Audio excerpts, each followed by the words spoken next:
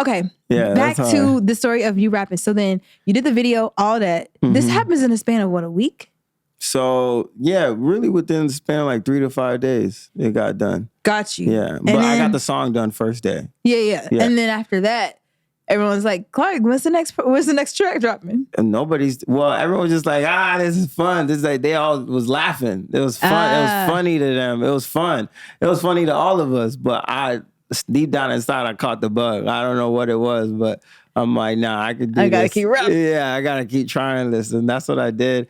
And my mentor, Devin Ferreira, who was a music director at the time of the Boys and Girls Club, like saw what I was doing and kept inviting me over and eventually like started mentoring me and like taught me how to produce, how to like record myself for real. Yeah. How to like write, how to perform, how to like squeegee merch, how to like print CDs, throw shows. Like, so I was at the Boys and Girls Club for 3 years. I was their first youth of the year for that Boys and Girls Club. You gave them an idea to probably have that, huh?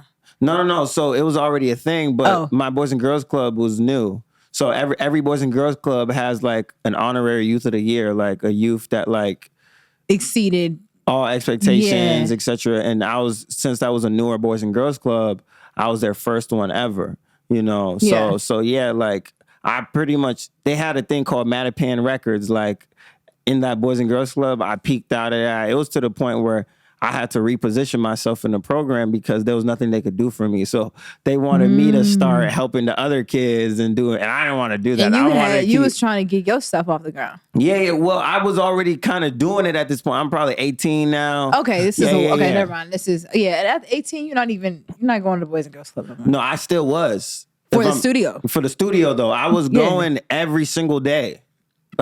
So how many days straight do you think you went to the Boys and Girls Club studio? I'm talking about every day. From when? I want you to... So I leave school at 1:40 p.m. At what age? So I probably really started going every day when I was 16. Okay. So from 16, I leave school at 1:40 p.m. I'm at the Boys and Girls Club at 2 p.m. and I leave at 8:30.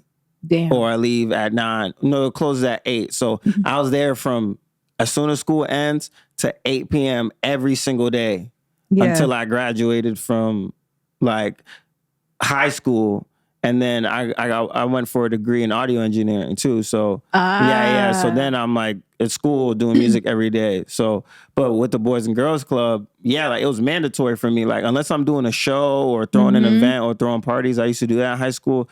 Like I'm at the studio every single day. Even in the summertime? Yes. Yeah. Even in the summertime. The programs were a little different in the summer. You say, yes, girl, what you mean? Yeah. I was in the studio. The programs were different in the summer, so I wasn't there as often per se, but I had a home set up by that point. So I'd just be in the crib cooking up too. Got you. Yeah. So I'm in here in my head trying to translate in Kanye terms, like how many songs in the summer, how many beats in a day, what they'll probably translate it to. What'd you think it was? So from the Boys and Girls Club, I probably made like 500 beats. Damn. In that time, like 300 to 500. I actually numbered them. And that's smart. Yeah. So I numbered them and I made it up to 300 to 400. And then I probably made at least like 100, 150 songs, and I was putting out records, like shooting videos too at that point. Like I was doing everything at that point and then producing for other artists too. So I probably did like 300 to 500. Got you. That's amazing, man. Yeah, God's good. I was just, once I caught the bug, that's God. Yeah, literally. That is it. I was like, I could do this. You were able to access that gift that he's been trying to translate to you for so long. Yeah. They, whoever they are, not he or she, whatever. Anyways, so because we having a great conversation, I still want to talk about your first, not experience, but your first performance though. So you go from making all these beats and doing all this and getting your name off the ground and actually doing it for yourself. Yeah. You're in school for audio engineering, but at what point in time did you actually start to entertain and perform this music outside of in the classroom? So, wow, this is a great conversation. Great questions.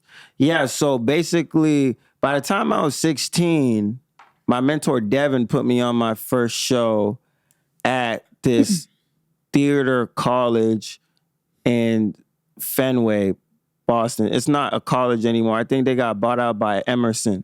And basically it was like a social justice performance. Okay. Like a social. So I had to write a song for it.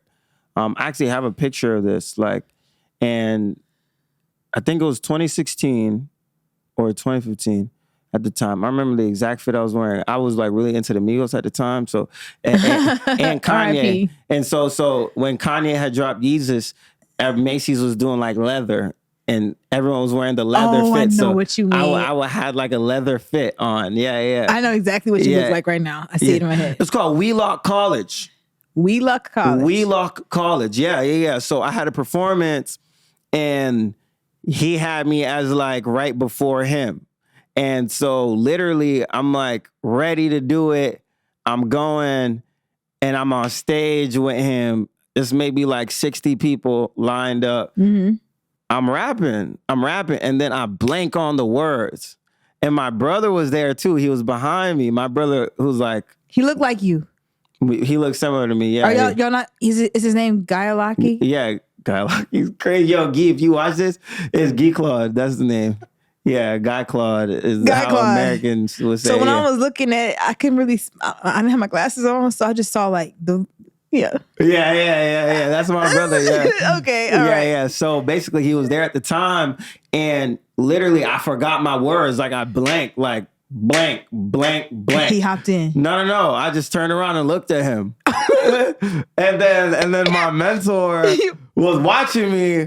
And he just picked up wherever I was, and just like in terms of rocking the crowd, whatever. Yeah. And then I just kept looking at my brother, like I was like, bro, I blanked. I forgot words, bro. Like, I don't know what it is. But then I like, probably like the chorus came back. I turned back around and then acted like nothing happened. Did anybody else know anything happened but y'all on stage? Nobody. Okay, good. Because I'm like trying to picture this from the audience. Like, were they like, is he okay? Like, or was it? So I'm rapping and then I just turn around. Oh. And then my mentor within a second starts just picking it up, being like, yeah. Doing whatever, like it's a real hip hop type. It wasn't like, so that's funny. Yeah. Nah, it was funny as hell to me because my heart was like really like going crazy. Yeah. But it was just like I'm there. Like that was your first performance for real, right? I was doing theater. So your first like Clark rap D performance. Yeah. It was my first rap performance. Yeah. Hold on, you said theater though. Okay, so how did theater and kind of like how music and things are presented in that setting influence how you put together your raps?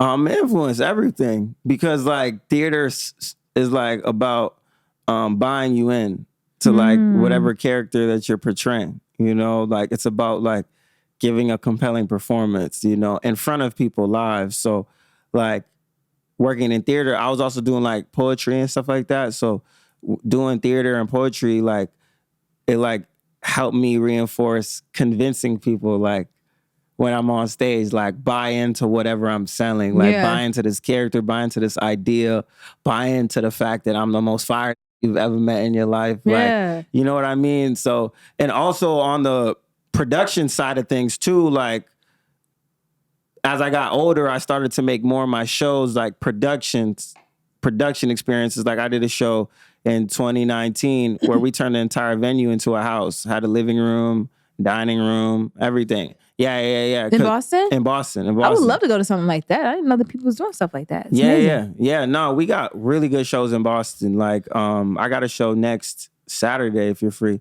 But yeah, like just creating more productions. That's what the theater background helped with. And it also helped with like memorizing lines. Like memorizing lines is not hard for me anymore. Like, anymore. Yeah. It did.